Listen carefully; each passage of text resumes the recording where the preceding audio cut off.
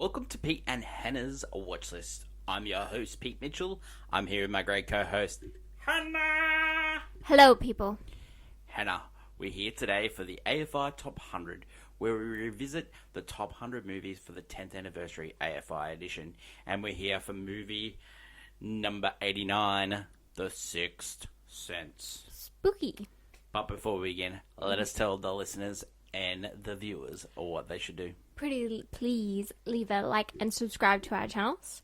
And leave a comment down below any of your feedback and what your favourite movie so far on the top AFI 100 list. Hit the notification button and you'll get great content like this one, including we're on our new day, Fridays in Australia time for AFI Top 100. And this week we interrupt regular programming. We've had What's Next, where we reviewed... what did we review this weekend? The Dry 2. Oh, The Dry 2. It's yes. actually known as Force of Nature, by the way. And we also reviewed June Part 1 in getting ready for June Part 2. Yeah. And we also had our first year anniversary of What's Next, where we answer your questions, and we also talked about the Super Bowl commercials, how good. Trailers and such. And you had a look at what we're going to watch next week. Which is so June 2. This is our new schedule, so this is how you'll get your content from Pete and Hannah's watch list. Yep. Okay, let's get on to our review of movie number 89, The Sixth Sense. It was released August 6, 1999. Have you seen it beforehand? No. So, this is the first time Hannah has seen it, and we watched it on Disney Plus in Australia. Yeah. And you can get it on, like, Apple and Amazon. Yeah. It should be quite easy to find. It's, very much in the pop culture, I guess. I've seen it many times, and because it used to be on high rotation on the cable television that we have here in Australia. So let's talk about it. So the elevator pitch: a psychiatrist tries to help a kid that's having a tough time. Yeah, it's pretty basic. The maker studio was Buena Vista Hollywood Studios, which is a subsidiary of Disney. Yes, it was started by Jeff Katzenberg of like DreamWorks fame, and Michael Eisner, who was like the CEO of Disney. Yeah. That this studio ended up being wound up in 2007. But I'll just give you a couple of movies that did. So they did Sixth Sense, highly successful. Yes. They also did While You Were Sleeping. Oh, really? And they also did G.I. Jane. Wow. Yeah, so there's a lot of movies that they did. One of their producing partners that they worked with heavily was Kennedy Marshall, who did Indiana Jones. Yeah. Yeah. And he did Marshall and Kennedy, like, they were together. Yeah. And now Frank Marshall, Kathleen Kennedy. Now Kathleen Kennedy looks after Lucasfilm. Yep. This script was written by M. Night. It was sold for $3 million. Now the producer didn't have approval to buy the script, but because he just read it and said, "I have to get this script," he got it, and what a success it was. Yeah. A lot of people were clamoring for this script. There was a bidding process. $3 million was a lot back in '99. Yeah, of course. For an original script. So M. Night, this is his first movie. This is his first movie? Yeah, first directed movie, yeah. Oh, wow. Yeah. He'd done like shorts and stuff. This is his first feature film. The budget was $40 million. Yeah. M. Night has done Unbreakable with Bruce Willis, Signs with Mel Gibson, heaps of The Village, all these other movies. They've always got like a twist on it. It's like he's has this thing about having a twist and having an existential idea, or like everything's about something. Talked about like there's always a Christian, religious sort of bent to the movies as well. Oh, I see that. Yeah, I see what he's using. I guess using the ideology or the iconology. It's big on faith. Yeah. Okay, so he was nominated for an Academy Award for director. Now, this is the company that this guy was keeping when he got nominated in 1999. He was 29.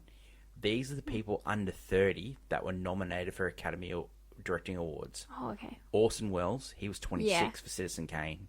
Wow. Claude LaRoche, a man and a woman, in 1966, he was 29. George Lucas, for American Graffiti, he was 29. Yeah. So Kenneth Branagh, he wasn't Sir at that time, but he is now. Yeah. He was 29 when he got nominated for Henry V.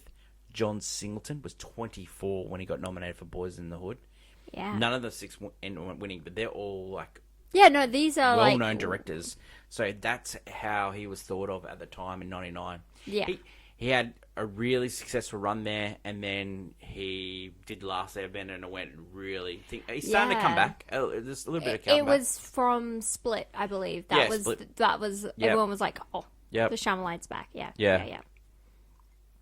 It's no. The last movie that he did was The Cabin in the Woods with Batista. Yeah. That was okay. Which it was, Yeah, we gave it golf clap. well received. It had very much what he's known for in that movie. Okay, so what else did the actors that were in the movie did? So we start. The star of the show is Bruce Willis. He played the psychiatrist. He Die Hard. Heaps of different movies. Hudson Hawk. He was in Pulp Fiction. He was on this list Yes. as well. He didn't want to do this movie, but he was forced into doing this movie because he owed Disney a movie. There we go. So he fired the director of one of the movies, and then they just shut down production. And then they said, "Okay, you need to do this movie." Yeah, that makes sense. And so he got paid half his fee. Yep. His fee at the time was $20 million because he was one of the biggest stars in the world. Yeah. In '99, there was none bigger than Bruce Willis. He'd come off Die Hard with a Vengeance and all those great movies. Armageddon and all those. He's still Yeah, huge. Yeah. What's his name? So then but M. Night wanted Bruce Willis. He wrote this movie with Bruce Willis in mind. Oh wow. Okay. The boy, which is Cole, he's played by Haley Joel Osment. Now this is he was in a lot of TV, but he was also in a movie. He was also in Forrest Gump, which is on this list. He played Little Forrest. That born Forrest Gump, the third or the fourth, whatever. The one I like watching Bert and Ernie. When M. Night was writing this, he was looking for a more brooding, dark Cole, right? And then when he met Haley Joel, he's like, "Oh, he's too nice." He's but when he interviewed him when he was doing the audition, he said that he goes, "Oh, have you read the script?" And he goes, "Yeah, I've read it 3 times." He goes, "Oh, you read your part 3 times?" He goes, "No, I read the whole script 3 times last night." And so he was impressed by that. And then when he did the audition, he was really struck by the vulnerability of it, and that's what really sold him on this character. I could definitely understand that. His mum, which is Julie, I think. Is that correct? Lynn, sorry. Yeah, Lynn. Julie's the... Lynn was played by Toni Collette. Now, a lot of other actresses were up for this role. It was heavily reported in places that it was Marissa Tomei's role, and she turned it down. So, Oscar nominee Marissa Tomei. Toni Collette was actually... really wanted to be in Bringing Out the Dead by Martin Scorsese, and this was an afterthought where she sort of auditioned for this and she got the role. Yeah. The scene that sold her on this movie was the scene in the car with Cole. Brilliant. Yeah. Yeah. And she said that's where the heart was. She did not know that this was a psychological thriller and horror movie until she saw it. Because when she was acting with Cole... She didn't I would understand that. She didn't read it like that. She just thought it was a family thing. You know how he pitched this? M. Night, he pitched it as Ordinary People, which was an Oscar-winning movie that Rod Redford did about family that going through tragedy. Yes. Mixed with The Exorcist. That's how he pitched the movie. I could see that. Toni Collette, Muriel's Wedding, Hereditary, so many great movies. She is a great actress, and she's from the great land down under, Australia. Yeah. Incredible work. She's incredible in this movie actually as well, with Cole. Reaction to the film at the time. Okay, so the box office for this movie was $672 million. It was the second highest grossing movie from behind The Phantom Menace. That's how big this movie was. Oh, wow. Yeah, no. That's wow, that's good. I'll give you another stat. This movie, after it was released on DVD, made $200 million on DVD sales. Wow. It was the highest grossing, it was the highest rated title on DVD for a whole year, and it was the highest rented title from Blockbuster. Wow. The critics love this movie. They Yeah. love M. Night. They Well, loved Haley yeah. Joel Osment. It was highly successful. Yeah. It got nominated for Best Picture. It didn't win any Oscars. It didn't win any? No. Yeah. Now, I'm going to say, like, M. Night got nominated for script. It probably should have beaten American Beauty. I don't think it should have won Best Picture. But But Toni Collette got nominated. did Bruce Willis did not. No, did the kid, Haley Joel Osment did, and this is, I think he should have won. He got won. beaten by Michael Caine in a movie called Cider House Rules, where he played a Okay. doctor. But that was a makeup award for Yes. Michael Caine. Yeah. Yeah, That's I really think the kid should have that's got a little criminal. it. Yeah, sometimes, just give it to the best person. And Yeah, the best it's- person was Haley Joel Osment. Yeah, Michael Caine continues to do he continues to do still great work. So there could have been another time Yeah. we could have given it to him. I think Toni Collette was unlucky not to win as well.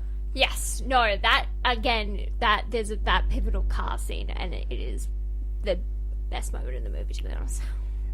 The other movies, I'll give you some of the other movies that was nominated for Best Picture. Yeah, go for So it. you've got The Insider, which was Michael Mann, great okay, movie. yeah.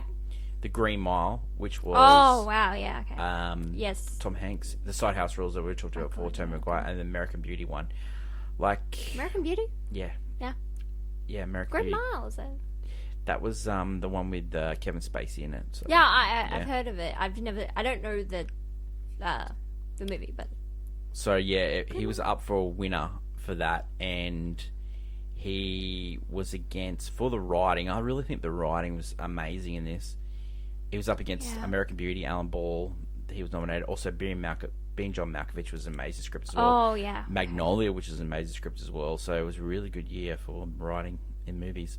The one that I want to talk about a little bit more, and it goes really into my clickbait, which Okay. we do every Thursday on Movie News. go for it. How has Toni Collette not won an Oscar? Toni Collette has not won an Oscar. She's only been nominated once, and it was for this movie. Really? What about Hereditary? She was not nominated for Hereditary. Now, I'm going to give you supporting actors. Chloe Sevigny for Boys Don't Cry, Samantha Morton for Sweet and Low Down, Catherine Keener for Being John Malkovich, and Angelina Jolie for Girl Interrupted. Like, Who won? Angelina Jolie for Girl Interrupted. You look back on that movie. Angelina Jolie. How does Toni Collette not win it? Angelina Jolie really? Like, I just don't know how she doesn't win it. I seriously, you've got to, like, Toni Collette, before her career's out, she has to go down as an Oscar winner. yeah, and I just don't you know know. what? If she gets one of those, like, this is a thank you Oscar, even though there's someone else that's more deserving, I think I'd be okay with it. 'Cause Yeah. that's criminal, especially that performance and other things that Well, she she's continues just to had a do. great career. She's just in, amazing bits of work. I just don't understand how she, And Angelina Jolie, I mean, she's. Yeah. I haven't seen the movie, but again, Angelina Jolie as a supporting, she holds her own movies. I don't think, and also her acting.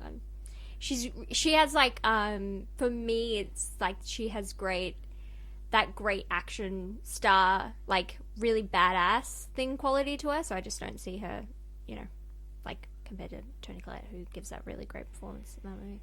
I don't know. What is it? recent reaction to this movie. So Rotten Tomatoes, 86. Oh, yeah. Letterboxd 4.0, IMDb 8.2. That people have written about this movie a lot because it came out in the year of 1999, where great movies came out. Yes. You've got Matrix, you've got Phantom Menace, and you got Sixth Sense. Just bangers after bangers. Yeah, and they're also like you could consider them blockbusters in a sense that everyone could But this movie was enjoy. nominated for Best Picture, and it was a blockbuster. Yeah, and it was successful. Thrillers get a bad rap. Yeah. Definitely a bad rap, Hannah. Hannah Mitchell, thrillers get a bad rap. Yeah, pretty much. Justice for thriller trash. Do you have a hot take? My hot take of this movie is that it again, I struggle to find that why everyone wants to rewatch, like, bought the DVD if they saw the movie. Because why would you want to rewatch the movie so many times? Well, I think the movie. people. I get it watching a second time. Yeah. But after that second time, I don't get it. Well, when you see something for the first time and you love it, you just want to go and get it. The other thing would be like, this is. Let's not talk people out buying DVDs, eh? Oh, no, that's not.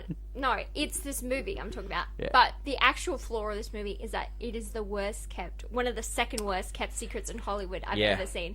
So if you're going to go, number one is Luke, I'm your father, right? Yeah. Which, spoiler story, that is what happens in Empire Strikes Back. Yeah. By the way, that twist does not change the entire movie. Yep. Right? It's just a cool thing that happened. Doesn't change the movie at all. So, But Sixth Sense... Is this your top three? Top three would be Luke, I'm your father. That's number one. Yeah. Like, as in, I know about it. I don't even I didn't have to even watch it to know about it.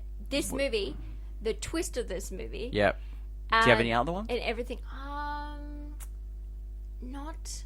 There are some, like, there are movies, probably when we Usual go through Suspects is a big twist where Kevin Spacey walks. Yeah, that was a Oh, huge and twist. I didn't know the exact moment, but I did know what was in the box.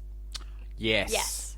That'd be again, it's like this thing where such quotable movies and those quotes can without knowing could just completely tell you exactly how the movie is. So even if when we go through this list, like Titanic, I know exactly what happens in Titanic. Never seen it. Sure. Well, I don't think that's a twist. But I meant you know what's a really good twist, and not many people talk about it as a twist, but Wizard of Oz, great twist. Yeah, but I meant as in, like, we already know it before you see the movie. Yeah, but you knew that before you saw Wizard of Oz too. That's famous. I'm not in Kansas anymore, but she actually was in Kansas. She was dreaming. Oh, yeah, it was a dream. Yeah. Oh, yeah, I get it. So I reckon that's top five. So let's go top five. So 5, Wizard of Oz. 4, What's in the Box. 3, Usual Suspects. 2, this. Because, and then number 1 is Empire. I really do think this is like the number 2 biggest twist. So it's a big twist you already know before going into the movie. Because everyone... Not at the time. Not at the time. Yeah, because people really kept secrets back then. Right, yeah.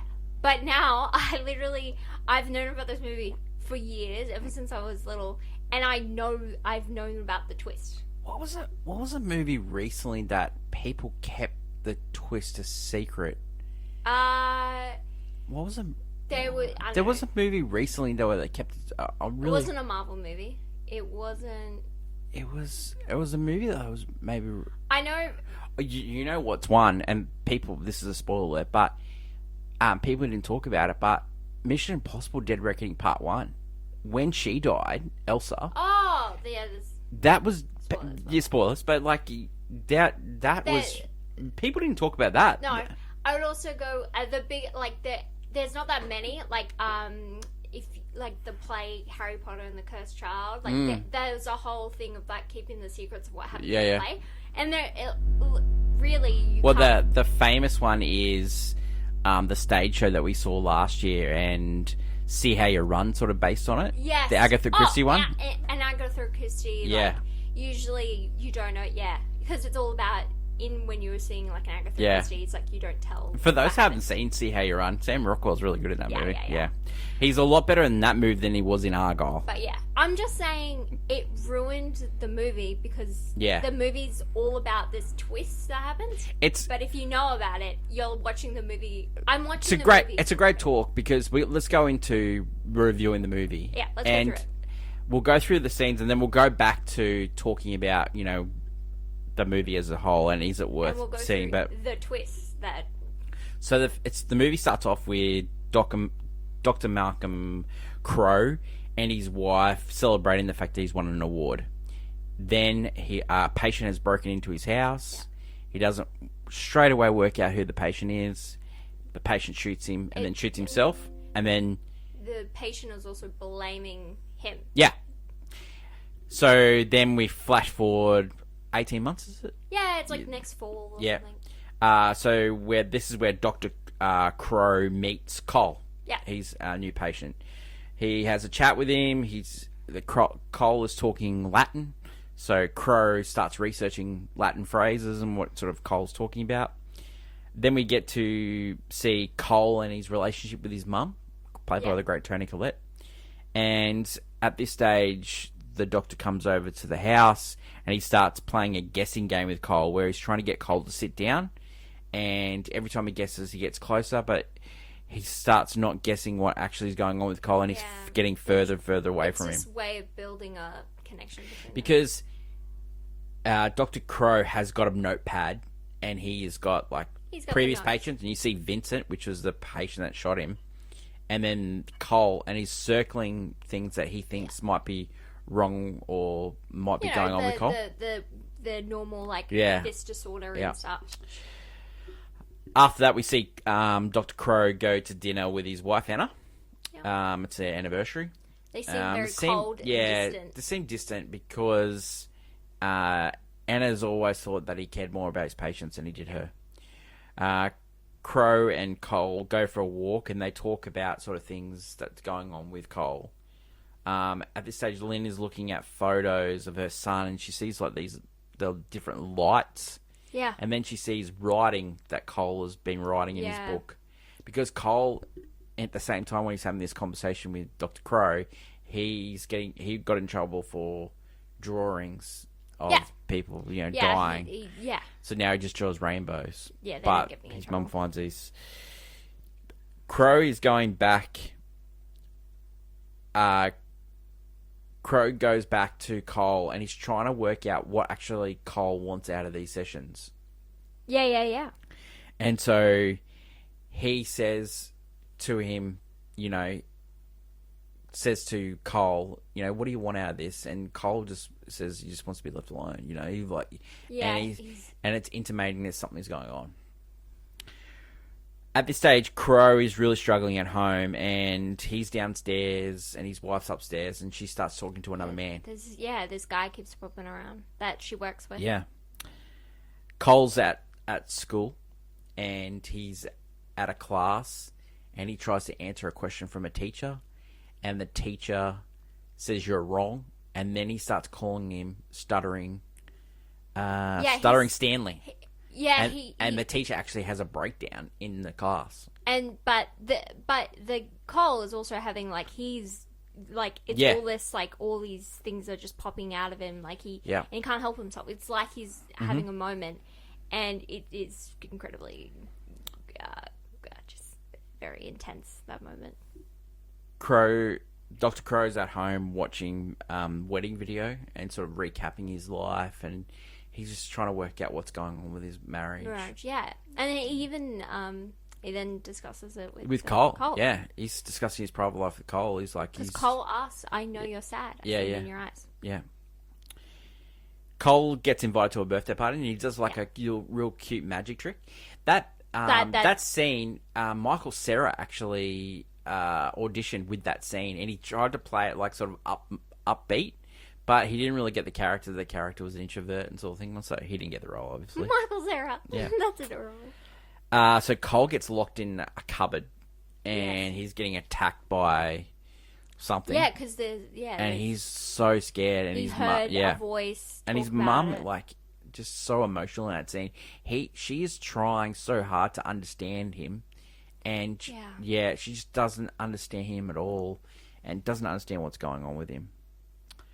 Cole, the next thing we get is Cole telling Dr. Crow he's at a pediatrician that he sees dead people.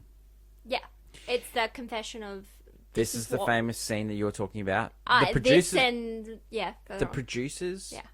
the producers were really worried when this scene happened, because when they shot it, the focus was on Bruce Willis, and they were worried that was going to give away the ending. And so then they did all test screenings, and it didn't give away anything, so they kept it in. Yeah. Oh, I honestly, if it's never, this kind of thing hadn't been done before. Yeah. In a way that this movie does, so of course, an audience wouldn't really see this coming. So, yeah, I see. Dr. Crow, after he says this, he goes, maybe ask them what. It's not until he realizes. So he goes. Because he doesn't believe Cole, because he's still in that thing course, like, dead Yeah. people aren't real. Then he goes back and he finds the tape of Vincent, Yes. the patient that Yeah. initially shot him. He leaves the room to answer a phone call, and then Vincent This is in a tape yeah, recording. is hearing people talk in Latin, and they're in the Latin. They're saying, "God, Lord, Lord, help me." Yeah. Don't No, let me. it was Spanish, I believe. No, it's Latin. The No. Vincent one. Yeah, it's in Latin. Um, Yeah. So it's in. So it's the guy's talking Spanish, but it's a Latin phrase. and why? And then because Vincent and Cole are very similar, if and he not the keeps exact same. he keeps circling similar things And that were happening with Vincent to his Cole. He even then eventually tells Cole, like, Yeah. the reason is because I wanted to help. I Yeah. couldn't help him, but I think I can help you. Exactly. And so he then goes to Cole and is like, So he goes back. He goes back to Cole and says, "Okay, look, maybe ask them what's going on." Yeah. So Cole is constantly getting confronted by ghosts. After you hear that he sees dead people, you constantly start seeing ghosts. "Oh yeah." No, Before that, you're just seeing like weird stuff happening around the house and voices and stuff. and then people getting cold and So now you see Misha Barton. She's throwing up, and she. Yeah. He goes and asks her, "What do you need from me?" So he's scared initially, but then him with Dr. Cole go to her wake, and then they communicate with the father that he's a present that the daughter's left. It turns out to be a tape, and it turns out that the mum was poisoning the daughter. Yeah.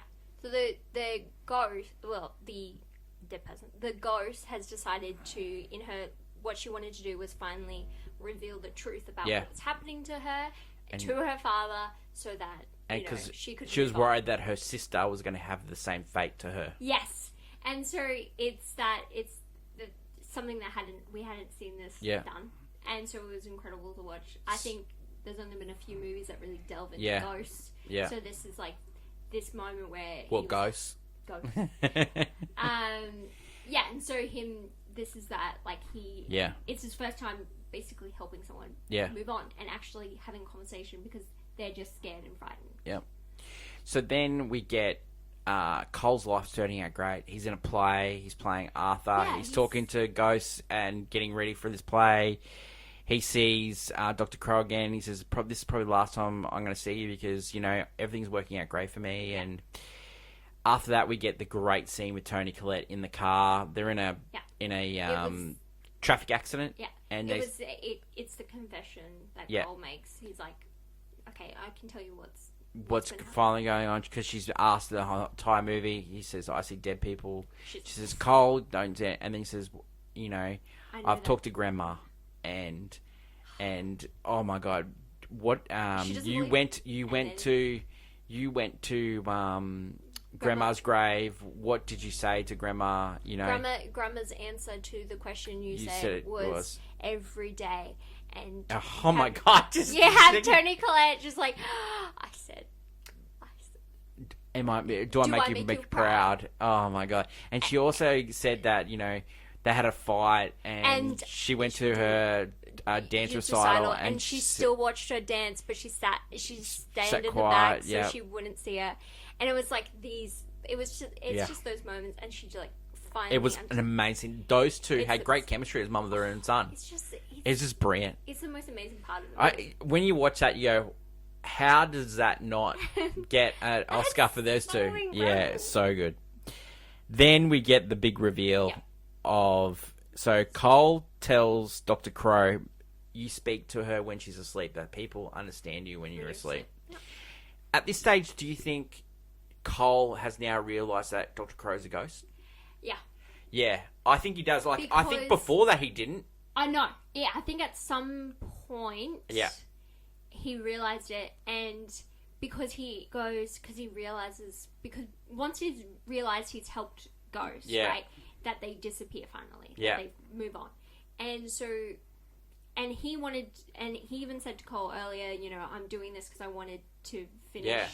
I didn't help this person, I wanted to help. Yeah. Yeah, and I want to say, like, goodbye to my wife. Mm-hmm. And so this was, like, this was like the final Kadu. Yeah, yeah. He knew he was going to come back. He's like, so like Yeah. we'll see each other tomorrow. Yep. But he didn't tell him. He didn't tell him. So the reveal is like, he's talking to her, and then the ring falls off the couch, rolls underneath the couch, and he looks at his hand, and he hasn't got a ring on it anymore. Yeah. And then he starts reliving all the moments throughout the whole movie that they've interacted, and then when he got shot by Vincent, and then he finally gives the final speech to Anna, saying, you know, goodbye, you know, everything will be right tomorrow. You were never second. Yeah. Yeah. Yeah, that was pretty good. It's just the thing is, I knew he was a ghost going in. I knew there was dead people. I knew. Would you have swapped the order? No. End on Bruce Willis? End on Bruce Willis, because that was the tie of it. Yeah. All and like the I see dead people, you still don't know he's dead. Yeah, sure. Because I guess when if you watch it without knowing, you still believe, oh no, he's been around people. He's been around Cole this entire time. Yeah. Reasons C? Reasons C, if you do not know what's happening to C. Well, please. No. You watched others. No, it's still a well put together movie. Yeah, like, it builds tension. Even though I knew what was happening, I did like watching it, going through like, oh, it's great, because you wouldn't have seen that just because he doesn't talk to anyone. He still looks like he interacts with the police. Yeah. And kind of the last two scenes alone make this movie worthwhile. That car scene alone.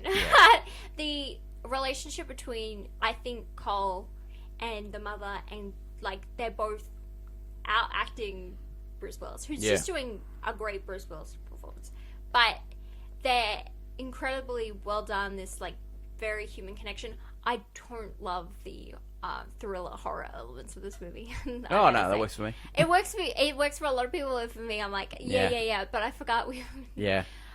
Reason C is just it's just the score's great in this. James Newton, who did the score, he did the Hunger Games movies. Like he worked on the Batman movies with the Zimmer. This great score. I think when a thriller works, the score has to be good. It is just a really good thriller. It has all the good markings, the twists, it's just enjoyable to watch, I guess. Reasons not to? Again, if you know the twist, you're kind of like, there's no, again, there's that maybe like you're saying, if you the didn't figure out the first time, then you can just sort of like, because I was looking back this time, I was like, that's that. Yeah, but that's that. The whole movie's about that surprise, and it's lost it because we already know what the surprise is. Yeah. I think also with the movie, I don't know, like, so because this movie was so successful, like the whole ghost genre became very popular. There was a 7-season awful TV show with Jennifer Love Hewitt called Ghost Whisperer. Yeah. Medium, which all these shows kind of diluted and just made the idea of like. I think it came from this show. I think this became it because of its popularity. Everyone started doing it, and like the idea, like the whole, like that. There's the moment where Cole discovers, I can use my power to help this person. Well, my gift to help this person, and then that's like every episode, and that's a 40-minute show. Don't you think that that's why Empire Strikes Back is such a great movie, because it's not even ruined by the twist. Doesn't ruin the movie because it was the twist. Technically, it was an afterthought. So and the movie's still amazing because of it. Whereas this movie, and then another reason's not to. I guess if you just the weak link of this movie is Bruce Willis. Bruce Willis, like he's getting out acted by a kid. Yeah, the kid is amazing. Like his wife, played by Olivia Williams. Like she's great in this movie too. She's fantastic. Yeah, I think it's just. Some of the I just found that also that classroom scene where the teacher and the kid I found so incredibly uncomfortable. I could not. I was like, why is this movie here? What was the other scene that was really bad too? The bullying scene, was it? The closet, maybe. Yeah, the closet scene. That was just hard to watch. Yeah, that was his acting was so great. It was hard does this movie deserve to be on the list 10? No. I don't think it does. And it definitely doesn't deserve to be higher. You can't go M. Night Shyamalan, he did like one amazing film and then you're going to forgive him for all of his other work. Do you think Do you think the the movie list is about movies that you can rewatch over and over again and get enjoyment out, or it's just first time watch? Is it great? So it's. I think there's also this idea that this is what's the best of American film. Right? Another reason this movie may have made the list, because when it was revisited, it was only a couple of years after it was released. When the first list was done in '97, the second list, which we're doing, is 2007. So it was only like 6 or 8 years later. Yeah. So maybe people in their mind how good this movie is, but I don't think it's aged as quite as great. No, because everyone knows how it goes. It also is just, it's a weird movie. It is like thriller, almost trash exits. No, I think we've got there thriller are catered for, like Vertigo's on this list. Like, yes, like yeah. Hitchcock films. Yeah. Like I think it's catered they do for. a better job at it. I think. And not Shyamalan is just a poor man's Hitchcock. Yeah, Isn't he? He's in the movie. But that's the thing. That's the thing. Where it's like, this movie is his magnum opus, his It is. best movie, right? Yeah. And then he's never done. Yeah. Well, we don't know yet. Well, yeah, he could come back. He could come back. He could come back and make it more. But you can't then go, and that's just weird. He was praised for a long time, and everyone thinks he's going to come back with the next Sixth Sense, and he still like hasn't. Like, people like Split was really good, but was it Sixth Sense? No, and so it's like, it's weird to put him on this list against all these other, I get not just films but directors as well. Like, well, I think we've gravitated to movies on this list that have had great directors. Like, you look at last week's Swing Time, George Stevens. It was about the did director, not the so movie. many great movies. Like, Spike Lee did so many great movies. Quentin Tarantino. Yeah. The movie that didn't work for us, Last Picture Show, Peter Bogdanovich didn't really make another movie after that. No, that was his magnum opus. Yeah. And it's that thing where we're getting to that point. Like, is this the best? Like, when you see The Sixth Sense, is this like the American film? Like, this is. I think Exorcist is better, and I think Vertigo. Yeah, better. if you're going to put a thriller horror movie, because this is in that line, you would put maybe an Exorcist or something. I just don't think it does. Something else. It's weird to put on this list, and higher than like some of these other movies, like a Spike Lee and a Pulp Fiction. Do the right thing. Yeah. Like, higher than Goodfellas. It's a weird movie to put here, just because it's well liked. Would you buy it on Blu-ray? I don't know, not really. And you're gonna watch this again? Not really. No, thank you. Like, it's rating for this one? I don't know. It's still not a bad movie. Yeah, by any means. It's like a golf clap when you watch it initially. Yeah, I think it's a golf clap. Yeah, it's like it's that great acting. I think if you walked out of the cinema not knowing what happened at the time, you would have gone banger. It would have been like, that movie's sorry. But like movies, you're watching that recently. Yeah, banger. unfortunately, It's a golf clap. Yeah, and it's a golf clap for Haley Joel Osment and Toni Collette. Yes, incredible. Which is fantastic. That car scene alone, go clap. That is it for our show today. Next week, movie 88, Bringing Up Baby. So we'll see you next Friday for that one. Leave good feedback, good or bad, and we'll read the best ones on the show, like we did this week for movie news.